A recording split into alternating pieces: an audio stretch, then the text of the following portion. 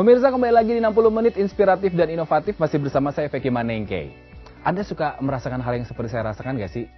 Ketika bertemu dengan orang-orang tertentu, suka merasa kayaknya pengen waktu diulang kembali dan saya akan melakukan lebih banyak hal lagi ketika saya lebih muda waktu itu.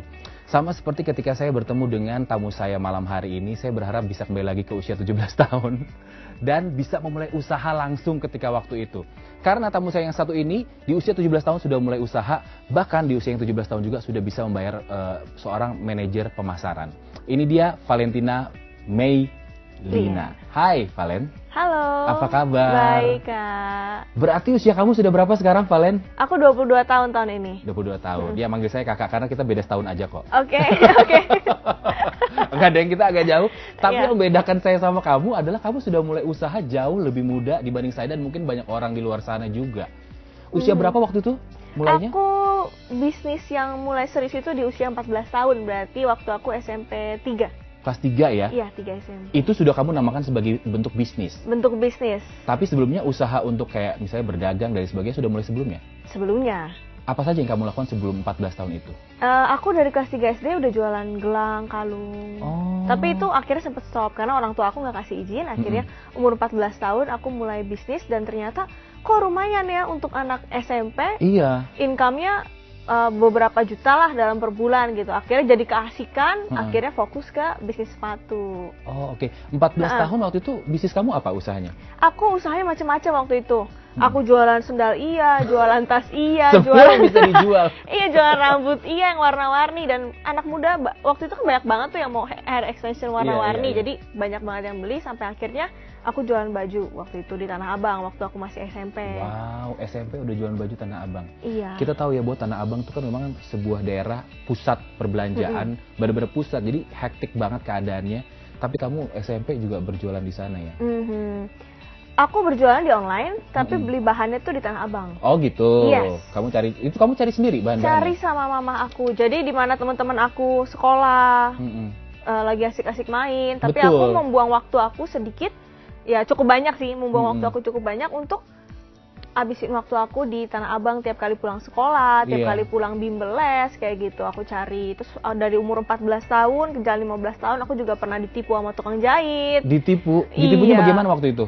Oh, macem-macem deh ceritanya. Tentang bahan juga ditipu, tentang harga ditipu. Jadi benar-benar dari umur semuda itu aku udah ngalamin banyak kayak ditipu lah, terus capek banget lah. Aku udah ngerti gimana cara kerja itu harus profesional, kayak gitu. Hal-hal yang nggak enak yang biasanya dialami oleh seorang entrepreneur, kamu udah mengalami bahkan dari masa muda. Iya. Apa yang membuat kamu kuat tekad kamu untuk oke lanjut nih kita usaha?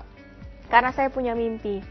Di mana saya punya mimpi, di mana saya punya passion, saya akan lanjutkan itu gitu. Jadi apapun yang terjadi saya tetap lanjutkan. Bahkan di usia 18 tahun saya pernah mengalami kebangkrutan kerugian di atas 100 juta. Di umur usia 18 tahun? Iya, usia 18 tahun. Saya 18 tahun megang uang paling besar 500.000 waktu itu. Kamu ratusan juta udah megang ya? Iya, waktu itu. Jadi sempat bangkrut juga. Banyak sih ceritanya, jadi intinya sempat bangkrut karena sumber daya manusianya. Jadi karena emang ada 1 dan 2 faktor hal. Dan akhirnya di usia 18 tahun, semester 4 saya bangkrut. Dan itu benar-benar suatu hal yang bukan mudah buat saya. Dan itu benar-benar I'm feeling so blue gitu. Iya. Nah itu dia, apa kekuatan kamu tuh datang dari mana sih? Karena kamu masih muda banget loh. Muda kan kita di usia-usia 14 tahun sampai 17 tahun, kita masih transisi, kadang masih pencarian jati diri, saya tuh sebenarnya siapa, maunya kemana. Tapi kamu sudah melewati semuanya itu. Kekuatan kamu datang dari mana? Karena bagi saya, siapa pergaulanmu itulah masa depanmu. Jadi dari saya masih muda sekali, saya membangun pergaulan dengan para entrepreneur muda.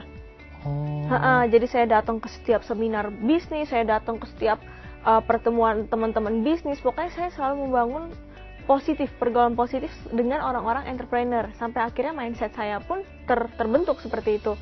Dan itu yang membuat saya kuat. Saya baca buku, saya berdoa juga pastinya gitu. Dan saya percaya bahwa ketika saya gagal, saya pasti akan ketemu jalan keluarnya gitu. Karena teman dekat kesuksesan adalah kegagalan gitu. Dan bagi saya kesuksesan terbesar adalah ketika kita berani mengambil keputusan untuk keluar dari zona nyaman kita gitu kan. Luar biasa. Saya tidak menyangka ini omongan kata-kata keluar dari seseorang yang usianya 22 tahun. Iya. Sudah banyak yang kamu lewati selama sekian 5 tahun lah ya, dari 17 sampai 22 tahun, bahkan dari 14 tahun. sudah luar biasa banyak yang kamu lewatin. Siapa yang mensupport kamu untuk semuanya ini? Sebenarnya untuk orang tua aku sendiri, mereka sangat mensupport. Cuman sebenarnya dari aku kuliah, papa tuh udah ngomong mendingan jangan bisnis dulu lah, fokus dulu ke kuliah lah gini-gini. Tapi aku udah terlanjur nyemplung kan, maksudnya udah terlanjur settle, udah terlanjur jalan, sampai akhirnya aku tetap putusin untuk bisnis tapi backstreet. Tapi aku buktikan ke orang tua aku bahwa kuliah aku nih nggak berantakan loh, aku kuliah tepat waktu. Aku manage waktu aku kuliah aku, dan aku manage waktu bisnis aku, dan itu bukan hal yang gampang. Ketika aku pulang kuliah, di mana teman-teman aku nongkrong yuk ke mall, nongkrong yuk ke tempat baru yang kayak kakak bilang tadi gitu ya. Seperti apa yang saya lakukan, berarti saya adalah teman-teman kamu ya. Bukan gitu maksud saya. Tapi kakak udah keren kok, tenang. Jadi di mana teman-teman saya ngajakin saya nongkrong segala macam, saya harus nolak gitu dengan cukup berat hati gitu ya, nolak. Sebenarnya saya kalau ditanya ya pengen gitu ikut jalan gitu, cuman saya nolak karena saya harus profesional dong ya ke klien saya punya deadline dan lain sebagainya. Saya waktu itu belum bisa nyetir mobil walaupun saya punya kendaraan mobil. Jadi saya waktu itu pakai ojek langganan. Waktu itu belum ada namanya transportasi online. Belum ada ya? Iya, jadi kakak bisa bayangin saya bawa barang sepatu bahan gede-gede di motor, dan itu tiap hari saya lakukan. Jadi benar-benar bagi saya sukses itu ya kita harus maju terus gitu. Seberat apapun. Jadi tiap hari kayak gitu, dan tiap hari. Gitu.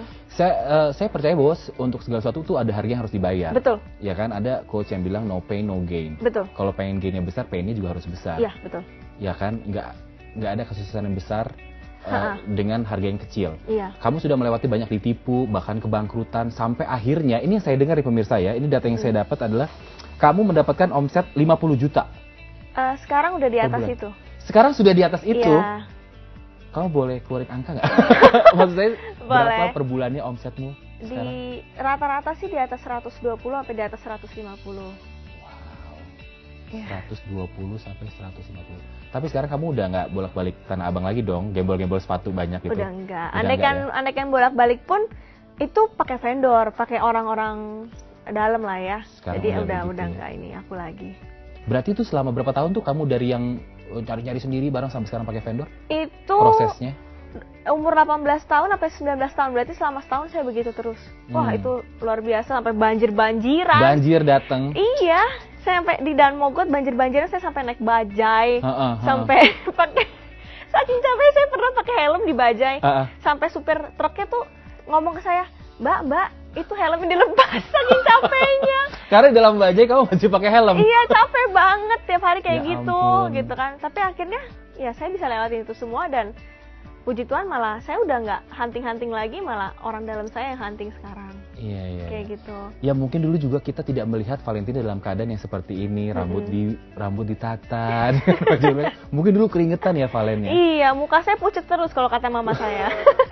Tapi itulah harganya gitu. Banyak yang tidak menyadari, banyak yang ketika pengen membuat sebuah bisnis, sebuah usaha, pengen langsung yang besar. Iya. Nggak mau capek, nggak mau kayak kamu becek-becekan, banjir-banjiran, berpeluh, keringat. Iya, betul. Sampai ditegur tukang bajai. Iya, ditegur tukang ini truk ya. Tukang truk. Setelah kamu melewati semuanya, apa yang kamu rasakan sekarang? Iya, I feel so happy, but aku nggak mau terlalu merasa bahwa aku sudah melewati semuanya gitu. Karena ini masih bisnis yang harus aku terus genjot gitu sampai kalau bisa omset aku di atas 4,8 M per bulan gitu kan. Amin. Jadi emang aku masih terus berjuang gitu, karena bagi aku ini bukan akhir, tapi ini semua itu permulaan. Setiap harinya itu permulaan gitu, karena setiap harinya kita harus belajar untuk jadi lebih baik lagi gitu. Oke, wow. Oke, pemirsa, ini di meja sudah ada salah satu produk sepatu ya, yang sudah brand sendiri. Padahal awalnya kamu belum punya brand sendiri. Belum ya? punya. Waktu itu aku reseller. Jadi intinya aku punya cerita sedikit nih. Jadi dari aku SMP, akhirnya kan aku memutuskan untuk jualan baju. Nah, jualan baju itu aku jadi itu setelah jualan macam-macam tuh ya? Iya. Sekarang akhirnya mulai spesifik jualan baju, dan akhirnya aku jadi reseller sepatu. Nah, itu ada masalah di 3 supplier aku. Dan akhirnya aku datang ke salah satu pabrik, tapi tetap pabrik itu bilang, "Mbak, saya ini biasa terima partai besar, kalau terima cuma belasan sepatu dia nggak mau kayak gitu." Iya. Sampai akhirnya dia telepon saya, "Oke, saya mau kerjasama, tapi dengan harga yang tentunya beda dibandingin, jauh lebih mahal dibandingin yang partai." Saya bilang nggak apa-apa, dan ternyata jalan dari situ. Jadi 2011 itu omset saya udah di atas 40 juta. ketika usia saya 16 tahun.